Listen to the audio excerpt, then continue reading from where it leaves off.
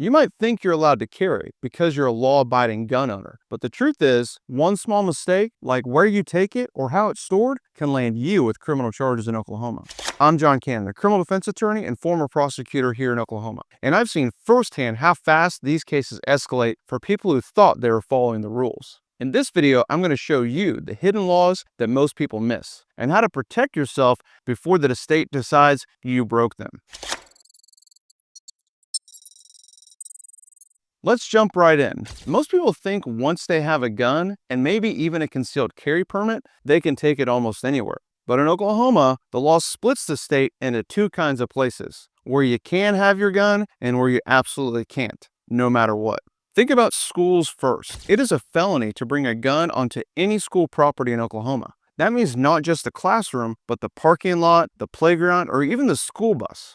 I had a client once who left her handgun locked in her glove box when she came to pick up her son from school. She thought it was out of sight, out of mind, but a teacher saw her putting something in the glove box and called the cops. She ended up in real legal trouble, a situation that could have absolutely been avoided. Now, what about government property or government buildings? Places like Tinker Air Force Base, courthouses, City Hall, and police stations are also off limits.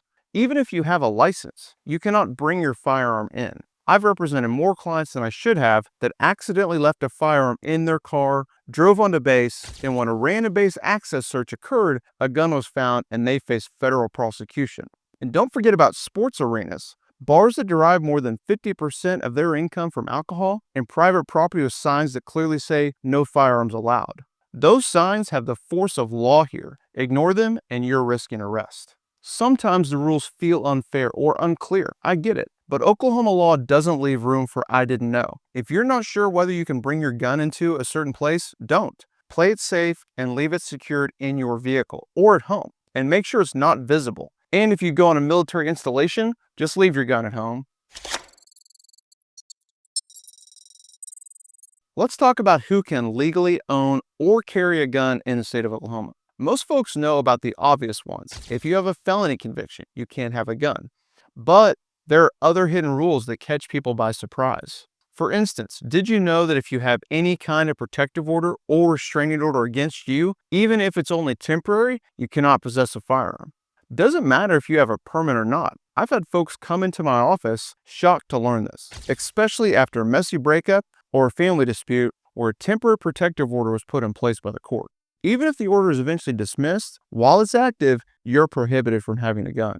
Mental health commitments are another hidden rule. If you've ever been found by a court to be mentally incompetent, or if you've been committed to a mental institute, you might lose your gun rights, sometimes permanently, sometimes just for a period of time.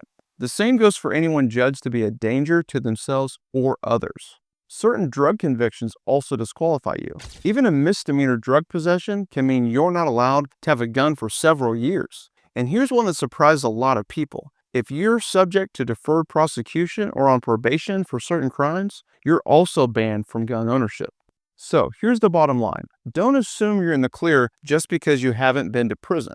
If there's any questions about your eligibility, like a recent domestic dispute, a court case, or anything involving drugs or mental health, check your status or talk to a lawyer before you touch a firearm.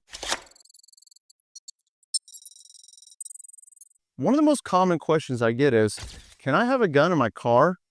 The answer is yes, but there are rules you probably haven't heard about.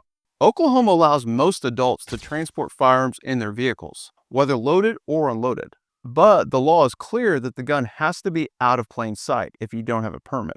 That means you can't have it sitting on the passenger seat or sticking out of the cup holder for everyone to see. Glove box, under the seat, and a locked container, those are all okay. But here's where it gets tricky. If you're stopped by law enforcement and the officer asks if you have a weapon, you're required to tell them right away. Don't reach for it, don't get nervous, and try to hide it. Just calmly say, "Officer, I have a firearm in the car. How would you like me to proceed?" This keeps everyone safe and keeps you on the right side of the law. I personally had this experience, and the officer told me, "If you don't show me yours, I don't have to show you mine." Now, if you're driving on someone else's property, say your employer's parking lot, they can't stop you from keeping your gun locked in your car. That's protected under Oklahoma's parking lot law. But the minute you take that gun out of your car and onto the property, you're breaking the law if the property owner doesn't allow guns. I had a case where a guy brought his hunting rifle to work, left it in the truck, and thought he was fine. But when his boss saw him moving it from the trunk to his back seat, it turned into a legal headache. Always double check your company's policies, and when in doubt, leave the gun at home. Oklahoma is an open carry state, but many places misunderstand what that actually means. Here's the hidden rule. Just because you can openly carry a firearm doesn't mean that you should, or that you're protected from all potential consequences. Let's break it down. If you're 21 or older, you can carry a handgun openly or concealed, no permit needed, thanks to Oklahoma's constitutional carry law. That sounds simple, but there are strings attached. Private property owners, businesses, and even some public events say no guns allowed, and their word is law. If you refuse to leave when asked, you're committing a crime. Another thing to watch out for, brandishing. You can't flash your gun in a threatening way unless you're actually defending yourself. I represent a client who was walking in downtown Oklahoma City with his handgun holstered on his hip. Someone made a rude comment and my client, trying to look tough, just put his hand on the grip. Didn't draw it, just touched it. And he ended up charged with brandishing, even though he never pointed the gun at anyone. And if you're carrying in your purse, jacket, or backpack, that's concealed carry, not open carry. The same rules about property owners and restricted areas still apply. Just because you're carrying legally doesn't mean you can forget where you're at. My advice, if you're going to carry open or concealed, make it a habit to check where you're going in advance. Look for posted signs, and if someone in charge asks you to leave or disarm, do it without arguing. The law is on their side, not yours. Here's a hidden rule almost nobody talks about. In Oklahoma, it's a separate crime to have a gun with intent to commit a crime. And you don't even have to commit the crime. Just having the gun while someone suspects you're about to do something illegal can get you arrested. Let me give you a real-life example. A man was caught outside a closed pawn shop late at night with a crowbar and a gun in his backpack. He said he was just passing through, but the police charged him with possession of a firearm with intent to commit a felony, burglary. The combination of circumstances made it look bad for him.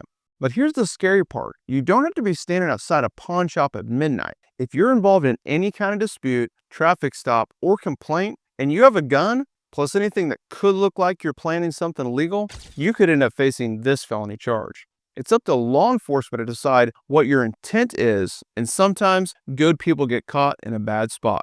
So what should you do? First, always have a clear reason for carrying your gun. Self-defense, hunting, target shooting, whatever fits your situation. Second, don't carry anything that could look suspicious alongside your firearm, unless you're lawfully using it, like tools for work if you're on the job. Stay calm, don't try to explain too much on your own, and ask to speak to an attorney. I tell my clients this. It may feel like you're guilty until proven innocent sometimes, but that's exactly why you need to know these hidden rules. The law isn't always on your side, especially when guns are involved. So make sure you don't give any reason to doubt your intent. We've covered a lot today. Where you can legally carry, who's allowed to own a gun, how to transport firearms in your car, the fine lines between open and concealed carry, and that tricky intent rule that gets people arrested before they know what happened.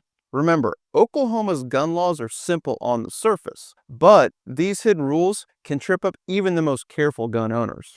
If you want to keep yourself and your loved ones out of trouble, make sure you're following all 5 of these hidden rules. And if you have questions, please reach out. It's always better to ask before there's a problem. But don't stop here. You need to check out our next video, Domestic Violence in Oklahoma, 5 Tips to Beat Your Case. You'd be surprised how many gun cases and domestic violence charges overlap, and knowing your rights can make all the difference. Click over now, protect yourself, and get the facts. See you over there.